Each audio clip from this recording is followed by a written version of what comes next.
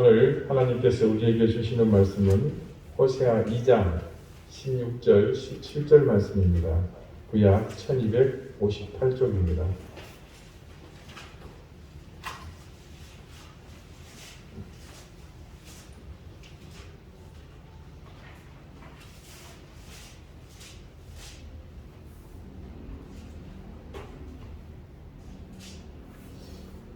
호세아 2장 16절에서 17절 말씀을 제가 읽겠습니다. 이제 다 같이 자리에서 일어나 하나님의 말씀을 경청하십시오. 여호와께서 이르시되 그날에 네가 나를 내 남편이라 일컫고 다시는 내 바알이라 일컫지 아니하리라. 내가 바알들의 이름을 그의 입에서 제거하여 다시는 그의 이름을 기억하여 부르는 일이 없게 하리라. 아멘. 자리에 앉으시기 바랍니다. 하나님께서 이 말씀으로 우리에게 은혜 주시기를 원합니다. 로마서 1장 21절에서 25절까지의 말씀이 이렇게 기록되어 있습니다. 하나님을 알되 하나님을 영화롭게도 아니하며 감사하지도 아니하고 오히려 그 생각이 허망하여지며 미련한 마음이 어두워졌나니 스스로 지혜 있다 하나 어리석게 되어 썩어지지 아니하는 하나님의 영광을 썩어질 사람과 새와 짐승과 기어다니는 동물 모양의 우상으로 바꾸었느니라. 그러므로 하나님께서 그들을 마음의 정욕대로 더러움에 내버려 두사 그들의 몸을 서로 욕되게 하게 하셨으니 이는 그들이 하나님의 진리를 거짓 것으로 바꾸어 피조물을 조물주보다 더 경배하고 섬김이라. 주는 곧 영원히 찬송할 이시로다. 아멘.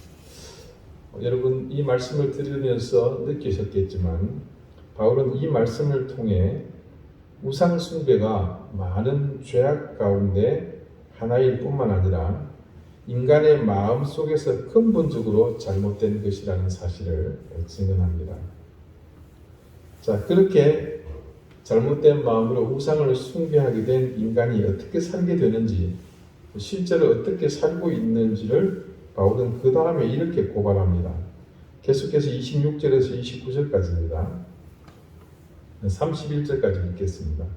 이 때문에 하나님께서 그들을 부끄러운 욕심에 내버려 두셨으니 곧 그들의 여자들도 순리대로 쓸 것을 바꾸어 영리로 쓰며 그와 같이 남자들도 순리대로 여자 쓰기를 버리고 서로 향하여 음욕이 불릴 듯하매 이 동성애를 말하는 겁니다. 남자가 남자와 더불어 부끄러운 일을 행하여 그들의 그릇됨에 상당한 부흥을 그들 자신이 받았느니라. 또한 그들이 마음에 하나님 두기를 싫어하며 하나님께서 그들을 그 상실한 마음대로 내버려 두사 합당하지 못한 일을 하게 하셨으니 곧 모든 불의, 추악, 탐욕, 악의가 가득한 자요, 시기, 살인, 분쟁, 사기, 악독이 가득한 자요, 수근수근하는 자요, 비방하는 자요, 하나님께서 미워하시는 자요, 능욕하는 자요, 교만한 자요, 자랑하는 자요, 악을 도모하는 자요, 부모를 거역하는 자요, 우매한 자요, 배악하는 자요, 무정한 자요, 무자비한 자라. 자, 인간이 범할 수 있는 모든 죄목을 전부 나열했다고 봐도 과언이 아닙니다.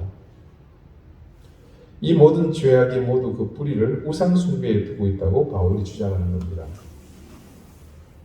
우상숭배의 근간에는 인간이 신을 창조하고자 하는 허망한 욕망이 오래전부터 자리 잡고 있었기 때문입니다. 그래서 우리가 죄를 짓거나 혹은 나쁜 짓을 하려는 원인이 모두 여기에 있다고 볼 수 있습니다. 드글라스 무라는 신학자는 자신의 저서 로마서 강해에 이 본문에 대해 이렇게 설명합니다. 바울은 자기들 멋대로 신을 만들어 하나님에 관한 지식을 더럽히는 모든 사람들의 성향을 전형적으로 묘사한다.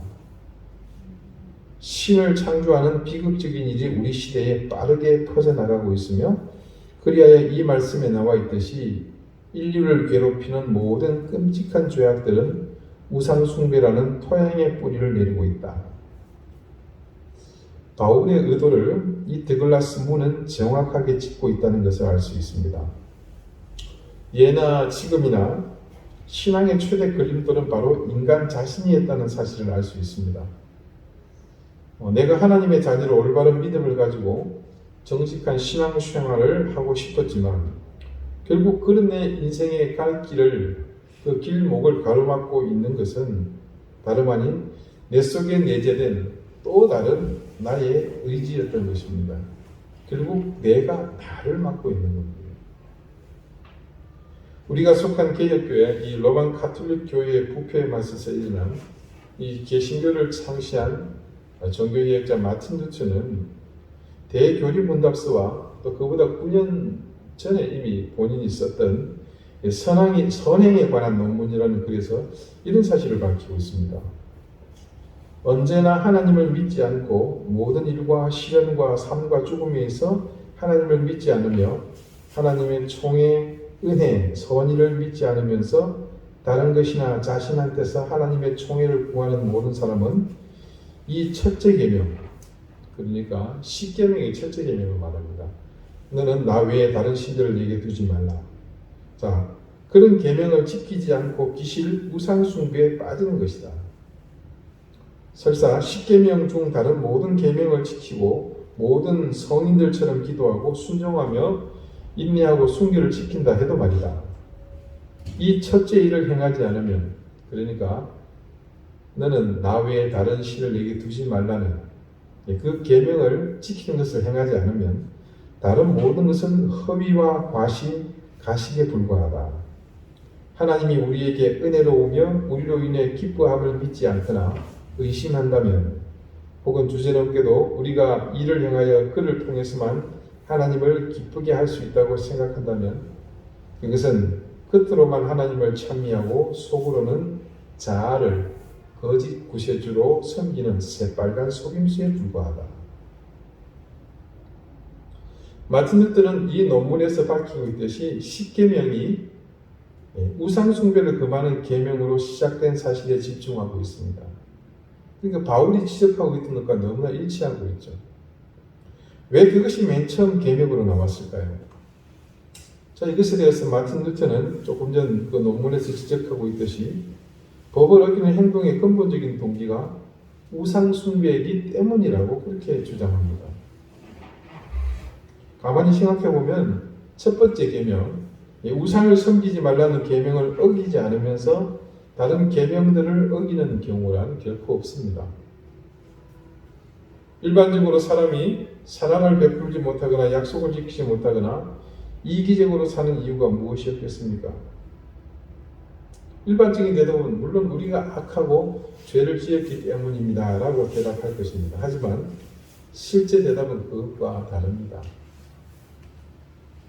구체적으로 행복을 위해서는 반드시 우리가 소유해야 한다고 느끼는 것이 있고요. 하나님보다 훨씬 중요하게 여기는 것이 있기 때문입니다.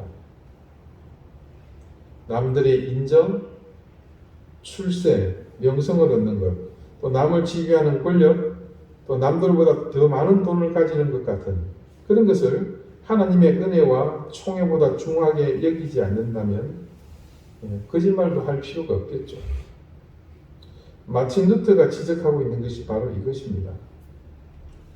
이미 2000년 전 바울은 교회가 태동하기 시작한 그 무렵부터 우상을 숭배하는 것이 얼마나 근본적으로 우리에게서 심각한 문제인지를 잘 알려주고 있습니다. 우상을 숭배하는 것이 한 사람의 인생에 어디까지 작용할 수 있는지, 그리고 평범한 사람의 인생을 얼마나 처참하게 망가뜨릴 수 있는지 그 위험성을 이 말씀으로 충분히 이해할 수 있습니다. 저는 그런 면에서 먼저 우리가 신앙생활을 하는 의미가 무엇인지를 진지하게 고민해 봐야 된다고 생각합니다. 이런 고민은 우선 하나님의 자녀로 사는 것, 그리스도의 제자로 사는 것, 그리고 실제로 그리스도인으로 살고 또 예수님을 믿는다는 것이 모두가 내 인생의 전부가 아니라는 것에서부터 시작됩니다. 누구든 하나님의 자녀, 그리스도의 제자, 또 그리스도인으로 예수를 믿으며 구원받는 자의 삶, 영생을 갖고 사는 것이 자기 인생의 전부가 된다면 말은 달라집니다. 누구든 자신의 생명을 걸고 하나님의 자녀로 사는 것을 지켜나가겠다면 상황은 분명 달라집니다. 그러나 우리가 앞서 하나님의 자녀, 그리스도의 제자 등등 간단하게 신앙인이라고 합시다. 신앙인으로 사는 것을 내 인생의 전부라고 생각하지 않기 때문에 자연스럽게 큰 비중을 두지 않은 이 신앙인의 삶은 늘 자기 인생의 우선순위에서 뒤처지는 것이 지극히 당연한 일이었습니다. 그러다 보니 자신이 중요하게 생각하는 욕망과 이 신앙의 삶을 비교하는 것은 의미 없는 일이었습니다. 결국 인간의 이런 한계를 잘 아시는 하나님은 이스라엘 백성에게 그 어떤 계명보다도 나 외에는 다른 신들을 네게 두지 말라는 계명을 첫 번째로 주셨던 것입니다. 우상이라는 것이 본질적으로 내가 가장 섬기고 따르는 내 인생의 주인과 다를 게 무엇이 있겠습니까? 하나님은 인간을 만드신 분입니다. 이 세상 어떤 존재보다도 인간의 본성을 가장 잘 아시는 분이시기에 우리의 욕망이 휘둘리는 그 모든 실체를 우상이라고 보셨던 것입니다.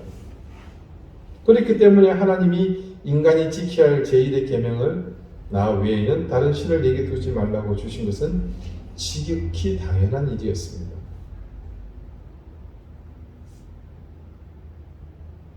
하나님의 우리대로 세월이 흐르면서 이제 그 우상은 점차 우리에게서 하나님을 대신하는 존재가 되어버렸습니다.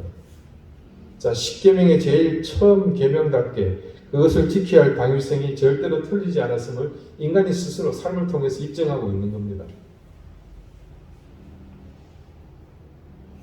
인간이 자기 욕망의 대상을 우상으로 삼는 것이 오랫동안 삶에 뿌리내리다 보니 그것이 곧 하나님이 되어버렸습니다. 하나님의 우려가 현실이 된 것이죠. 그것을 바울이 너무나 잘 알고 그렇게 지적했던 것이며 종교개혁자 마틴 루터도 그런 상황이 깊이 뿌리내린 그 당시의 교회가 구원이 아닌 멸망의 길로 가는 것을 막기 위해 그런 지적을 바탕으로 위대한 종교개혁을 주창할 수 있었습니다. 현대 교회에 많은 깨어있는 크리스찬 리더들은 그래서 우리 가운데 하나님이라고 생각하고 자리 잡고 있는 그 우상들, 이 가짜 페이크 하나님을 찾아내야 된다고, 짝퉁 하나님을 찾아내야 한다고 주장합니다. 우리는 깊이 생각해 보지 않으면 우리 속에 어떤 우상이 자리 잡고 있는지를 분별하기가 어렵습니다. 대략 4가지의 방법을 제시합니다. 제일 먼저 우리의 몸상을 살펴보는 것이다.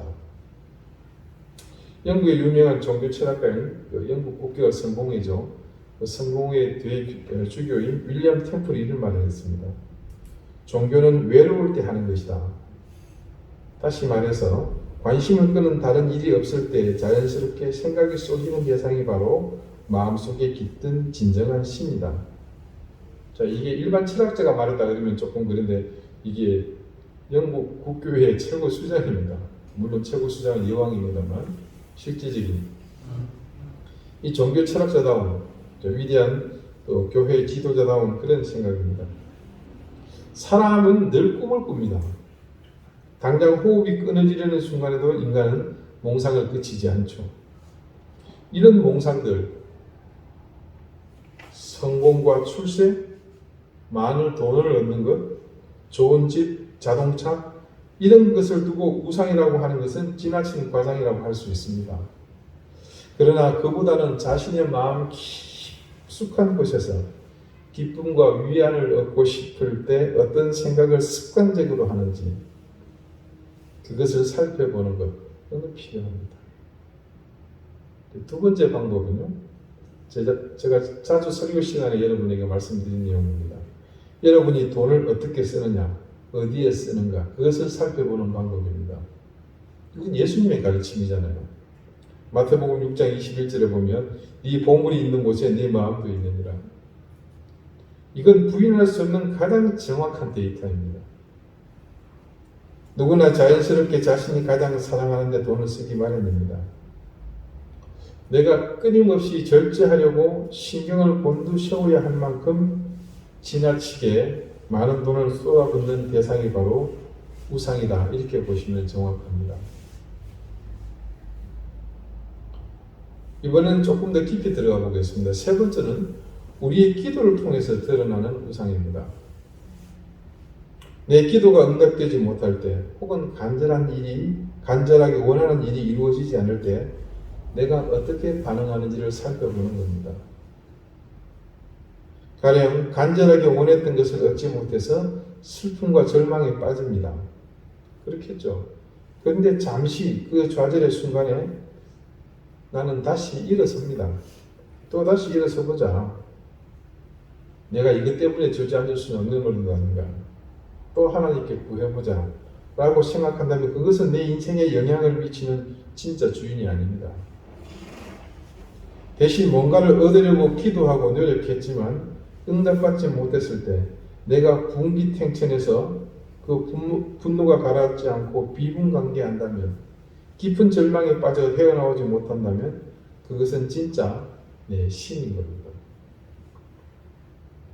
제가 부목사로 있을 때 섬기던 담임 목사님이 청년들을 지도했을 때 시골에서 재미난 이야기를 해주시더라고요. 교회에 갑자기 연사무소에 다니는 친구가 등록을 한 겁니다. 열심히 교회 생활을 합니다.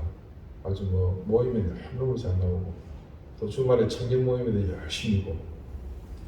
그런데 어느 날 갑자기부터 이 청년이 나오지를 않는 겁니다. 그래서 잘 보이지도 않고. 그래서 목사님이 물어보러 집을 찾아가 봤습니다. 보니까 방문을 열고 들어갔는데 이게 세상에 사람 사는 꼴이 아닌 겁니다. 온통 쓰레기가 널브러져 있고 여기저기 술병에다가 담배를 얼마나 피웠던지 냄새는 쩔어 있고. 목사님이 찾아간 그 순간에도 그 친구는 제정신이 아니었던 거예요. 만취가 돼가지고 이거 봐, 어떻게 된 거야? 이렇게 교회도 안 나오고 이러고 있어. 그랬더니 뭐라고 하면 중얼중얼 하는 거예요. 중얼중얼 하는데 가만히 들어보니까 미스김이 갔다 아닙니까? 미스김이 서울로 갔다 아닙니까? 네, 이 친구는 예수님을 만나러 온 것이 아니었고 네, 그 교회 출석하고 있는 그 예쁜 미스김을 보러 왔던 겁니다. 자, 마지막으로 시도할 방법은 내가 가장 통제하기 어려운 감정을 살펴보는 겁니다. 내게 있어서 가장 고통스러운 감정들, 특히 절대 떨쳐버릴 수 없는 감정, 나쁜 친 줄 알면서도 그 일을 저지르게 만드는 감정의 그 밑바닥을 살펴보면 그곳에서 우상을 찾을 수 있습니다. 이것은 쉽게 말해서 내가 그 감정의 밑바닥을 뽑아서 내버리려고 할 때 그 뿌리에 덕지덕지 달라붙어 있는 그것들입니다. 그것이 바로 나의 우상이라는 거죠. 이렇게 여러 가지 방법들을 통해서 나라는 인생을 뿌리채 흔들어 보면 분명 내가 하나님으로 착각하고 있는 것들이 여기저기서 우수수 떨어질 것입니다. 바울은 그렇게 나도 모르게 내 속에 자리 잡고 있는 우상을 섬기고 사는 우리를 향해 이렇게 말합니다. 이 상황을 극복할 대안입니다. 골로새서 3장 1절에서 5절입니다. 그러므로 너희가 그리스도와 함께 다시 살리심을 받았으면 위의 것을 찾으라. 거기는 그리스도께서 하나님 우편에 앉아 계시느니라. 위의 것을 생각하고 땅의 것을 생각하지 말라. 이는 너희가 죽었고 너희 생명이 그리스도와 함께 하나님 안에 감추어졌습니다. 우리 생명이신 그리스도께서 나타나실 그때에 너희도 그와 함께 영광 중에 나타나리라. 그러므로 땅에 있는 지체를 죽이라. 곧 음란과 부정과 사욕과 악한 정욕과 탐심이니 탐심은 우상 숭배니라. 자, 바울의 주장에 따르면 우상을 숭배하는 것은 단순하게 하나님께 순종하지 못하는 것이 아니라 하나님 이외에 다른 것에 마음을 빼앗기는 것입니다. 온 마음을 빼앗긴 겁니다. 그렇게 빼앗긴 마음은 단지 뉘우치고 다시 그렇게 하지 않겠노라고 강력한 의지를 다지는 것만으로는 되찾을 수 없습니다. 바울은 골로새서의 말씀을 통해 두 가지의 방법을 우리에게 가르쳐주고 있지 않습니까? 하나는 뭡니까? 위의 것을 생각하라는 거죠. 또 하나는 뭡니까? 땅의 것을 버리라는 겁니다. 자, 땅의 것을 생각지도 않는 것인데 생각에 그치지 않고 땅에 있는 지체를 죽이라고 말합니다. 위의 것을 생각하고 땅의 것을 생각하지 않으려면 다른 길이 없습니다. 예수님 때문에 죽었던 우리의 영혼이 그분과 함께 하나님 안에 영원한 생명으로 거듭나게 된 그 사실에 우리의 온 마음이 담겨야 합니다. 여러분의 인생이 100번을 죽었다 깨어나도 하나님의 주권 아래에 있는 이 천지 만물 가운데 그보다 더 가치 있고 아름다운 생은 있을 수가 없습니다. 저와 여러분이 그 사실을 깨닫고 예수 그리스도께서 우리의 상상 속에서 우리의 우상보다 훨씬 아름답고 매력적인 존재가 되어야 합니다. 그렇지 않고서 그런 헛된 우상들, 하나님께서 나를 지배하고 있는 그 거짓 신들이 하나님으로 대체됩니다.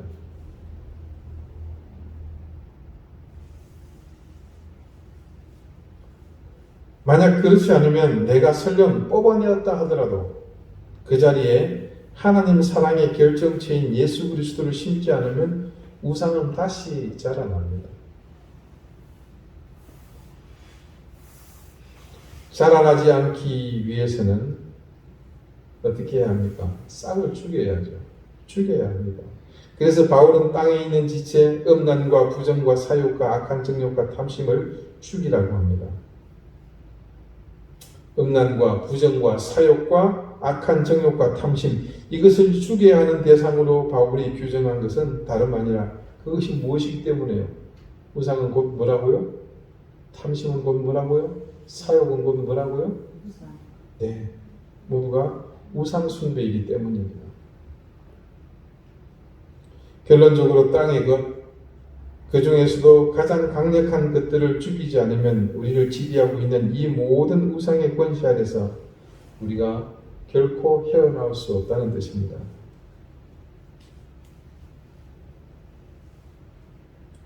지금 우리는 땅의 것을 죽이지 못해서 자신의 인생을 송두리째 지배당하고 더 나아가 민족 전체가 그 우상의 손길에서 헤어나오지 못하며 하나님으로부터 징계를 앞두고 있는 상황을 매주일 보고 있습니다.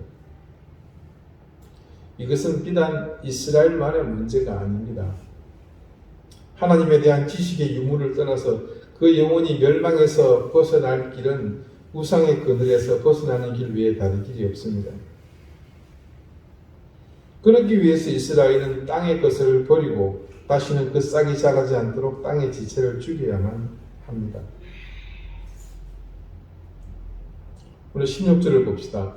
하나님께서 그날에 이스라엘이 하나님을 자신의 남편이라고 일컫고 다시는 내 바알이라고 부르지 않을 것이라고 선언하십니다. 여기서 호세아가 바알이라고 표현한 것은 그 당시 가나안의 우상의 대표이사이신 그 바알이 아니라 이 바알의 문자적 의미, 주인이라는 말이거든요. 그 주인을 의미합니다.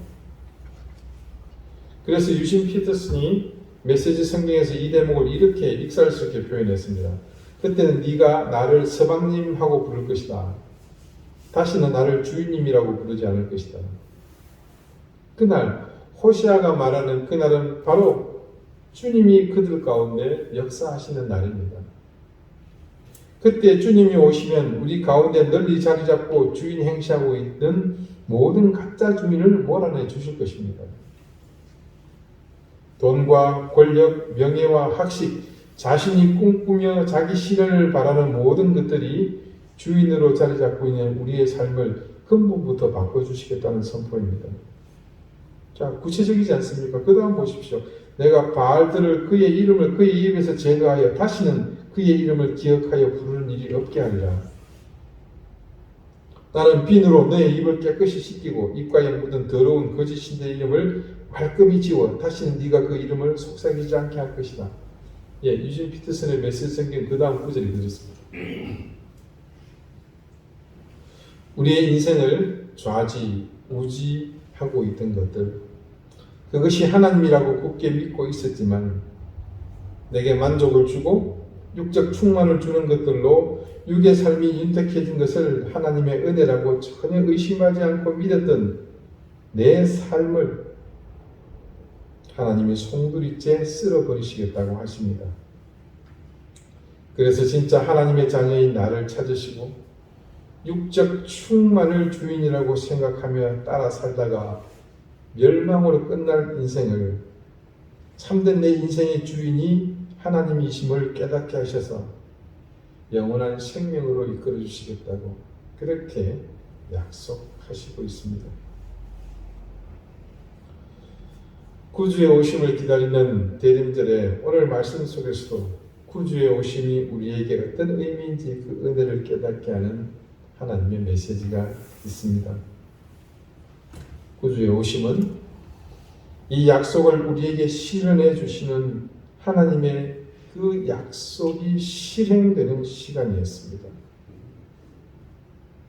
그래서 구주의 오심은 헛된 주인을 따라 멸망으로 끝날 인생을 살아가고 있는 우리에게 영원한 생명의 삶을 살도록 하기 위해서 우리를 멸망으로 치닫는 길에서 건져주실 참된 주인이신 주님이 우리 인생에 오시는 은혜의 역사입니다. 그런 의미에서 이제 구주의 오심은 이제껏 우리가 믿고 따르고 의지하며 신뢰했던 헛된 우상들과의 작별을 고하는 사건이기도 합니다. 그 작별은 멸망의 삶을 청산하는 인생의 대전환점이 되는 사건이며 동시에 우리에게는 헛된 우상의 구속에서 벗어나 영원한 생명으로 구속되는 사건입니다. 여러분, 그 옛날 유대 땅 모두가 헛된 우상을 주님으로 알고 살던 시대, 그 누구도 관심을 두지 않았던 예루살렘에서도 멀리 떨어져 있는 베들레헴의 마구간에 그 시대의 헛된 우상을 깨뜨리실 구주가 오셨습니다. 그때처럼 이 시대에도 우리는 헛된 우상을 주님으로 알고 이제껏 인생을 허비하며 살고 있습니다. 이제 여러분 인생의 저 한 구석에 문자로 혹은 희미한 기억으로 자리 잡고 있는 지금껏 관심 한번 주지 않았던 여러분 인생의 베들레헴에 그것도 더 초라하게 더 기억하지 못할 마구간의 말구유에 오신 주님을 함께 기쁨으로 맞이하십시다. 그렇게 참된 주인을 찾게 된 여러분의 인생에 하나님의 복주심이 이번 구주의 오심을 기념하는 성탄에 충만하시기를 빕니다. 기도드리시겠습니다. 하나님, 이제껏 우리가 살아온 삶은 모두가 거짓이었습니다. 우리는 막연히 내가 믿고 따르는 것을 아무런 검증 없이 하나님이라 여기며 살았기 때문입니다. 내가 만족하고 내게 기쁨을 주는 것이 무조건 하나님이라는 생각으로 부족한 내 지혜로 얼버무리며 살았습니다. 땅의 것을 죽이지 못하고 우상으로 삼고 있으면서 어떻게 참된 신이신 하나님을 따를 수 있겠습니까? 첫사람 아담부터 모든 인생을 지배하고 있는 헛된 꿈과 그리고 자기 만족을 지향하는 모든 욕망과 탐심의 우상과 이제 이별을 구하게 해주십시오. 오늘 이 말씀과 같이 그들의 입에서 바알을 제하여 주셨듯이 우리 인생의 베들레헴에 그때와 같이 생명의 빛으로 찾아와 주셔서 내 인생의 온전한 구주가 되어 주십시오. 예수 그리스도 이름으로 기도드립니다. 아멘.